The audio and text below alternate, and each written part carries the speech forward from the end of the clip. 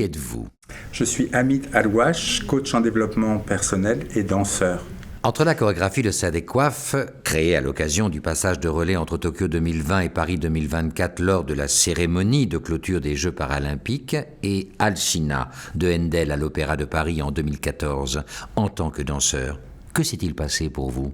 Eh bien, effectivement, Alcina, c'était mon dernier contrat en tant que danseur-interprète sur la scène de Garnier, avant que je devienne régisseur du ballet de l'Opéra.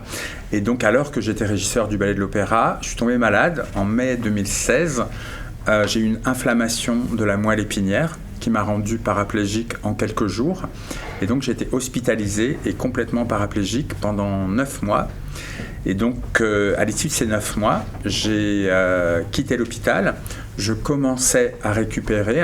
Et c'est à ce moment-là que j'ai connu l'existence des services de Audience. Audience Santé Prévoyance est intervenue pendant votre hospitalisation et pour l'adaptation de votre environnement, de vos équipements ? Oui, Audience m'ont proposé de faire un bilan sur les éventuels besoins que je pouvais avoir. Et donc déjà, j'ai eu une aide financière de prévoyance et puis une aide à l'achat de matériel, puisque la première chose qu'on doit acheter quand on est paraplégique, c'est un fauteuil roulant qui coûte extrêmement cher et qui est très peu remboursé par la sécurité sociale.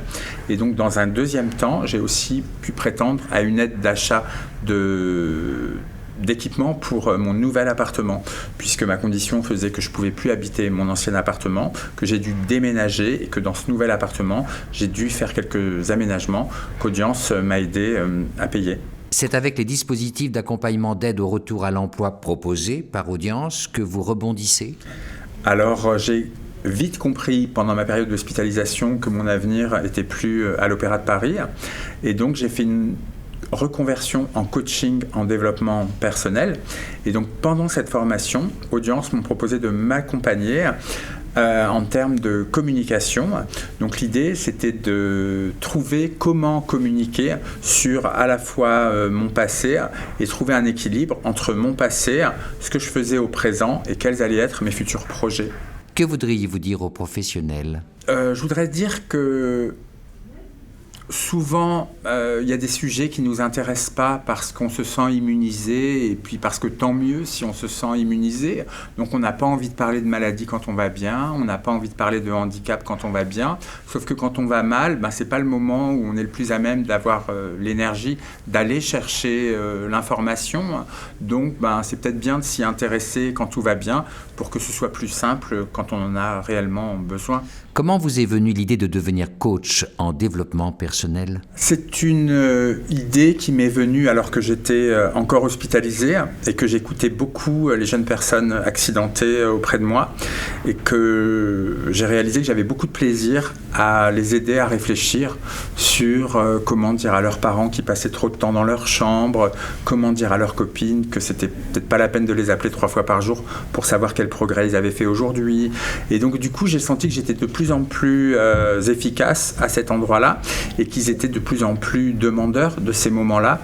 Du coup, je me suis dit que ce serait bien, en sortant de l'hôpital, que je me forme réellement pour pouvoir le faire vraiment et professionnellement. Vous intervenez aussi en entreprise ? Oui, j'ai développé un programme de sensibilisation au handicap en entreprise. Je propose des ateliers de danse aveugles et donc l'idée c'est d'impacter les salariés sur le fait que c'est pas parce qu'on nous retire un sens qu'on devient complètement incapable, mais qu'au contraire on va développer d'autres formes d'intelligence, augmenter un pouvoir de concentration. Et donc je fais aussi une conférence d'1 heure derrière sur la vulnérabilité en fait, et donc la vulnérabilité en termes de terrain de créativité dans l'entreprise. Rejoindre les événements qu'organise la mission handicap du spectacle vivant et enregistré et Audience est pour vous une opportunité ? Tout à fait, complètement, puisque moi je suis encore en rééducation à mi-temps, donc j'ai 15 heures par semaine de rééducation, et donc l'autre mi-temps, c'est un mi-temps pendant lequel je travaille, et donc j'ai assez peu de temps pour communiquer, pour réseauter, et donc du coup c'est précieux pour moi de profiter de l'aide d'Audience en termes de mise en réseau pour me faire connaître. Merci, à bientôt. À bientôt.